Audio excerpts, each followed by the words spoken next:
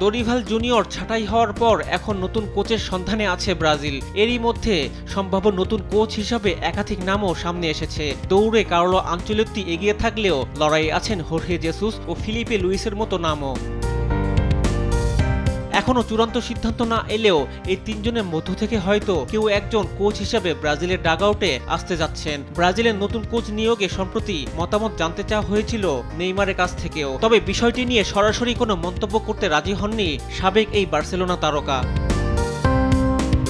ব্রাজিলে কোচ হওয়ার দৌড়ে যারা এগিয়েছেন তার মধ্যে আনচেলত্তির অধীনে কখনো খেলেননি নেইমার। জেসুসের অধীনে নেইমার খেলেছেন আল হিলালে। জেসুসের অধীনে খেললেও সেই সময়টা কিন্তু নেইমারের ভালো যায়নি, এমনকি কথার লড়াইয়েও জড়িয়ে পড়েন দুজনই। জেসুস নেইমারকে নিয়ে বলেছিলেন, আমরা যে মানের ফুটবল খেলছি নেইমার সেই জায়গায় নেই। জেসুসের এই কথা ভালোভাবে নিতে পারেননি নেইমার। কোচের উপর মনক্ষুণ্ণ হয়ে নেইমার তখন বলেছিলেন, হোর্হে জেসুসের ওপর আমার রাগ হয়েছিল যখন তিনি বলেছিলেন দলের বাকিদের মতো আমি একই অবস্থায় নেই।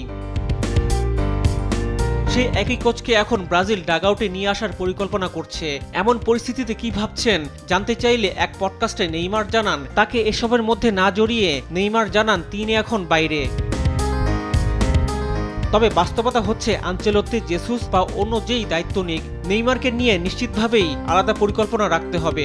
নেইমার যদি সব প্রতিকূলতা পেরিয়ে বিশ্বকাপে খেলতে পারেন তবে কোচের ভাবনার কেন্দ্রে থাকবেন তিনি। তবে ধারাবাহিকভাবে চোটে পড়া নেইমার বিশ্বকাপ পর্যন্ত ফিট থাকবেন কিনা সেই প্রশ্ন থেকে যায়। রিফাত আঞ্জুম, দেশ টিভি, স্পোর্টস ডেস্ক।